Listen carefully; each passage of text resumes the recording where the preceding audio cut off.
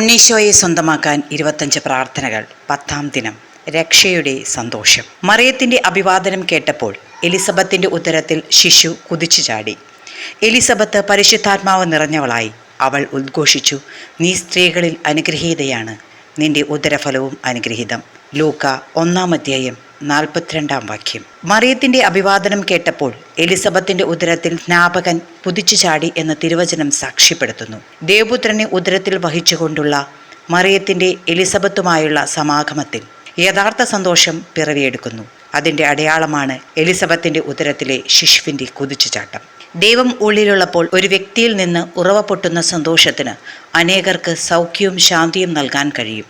ഉള്ളിൽ അനുഭവിക്കുന്ന ദൈവത്തെ ചുറ്റുമുള്ളവർക്കും പകർന്നു കൊടുക്കേണ്ട പുണ്യകാലമാണ് ആഗമനകാലം. അതിനാൽ സങ്കീർത്തകനെ പോലെ നമുക്കും പ്രാർത്ഥിക്കാം. അങ്ങയുടെ രക്ഷയുടെ സന്തോഷം എനിക്ക് വീണ്ടും തരണമേ, ഒരുക്കമുള്ള ഹൃദയം നൽകി എന്നെ താങ്ങണമേ. പ്രാർത്ഥന.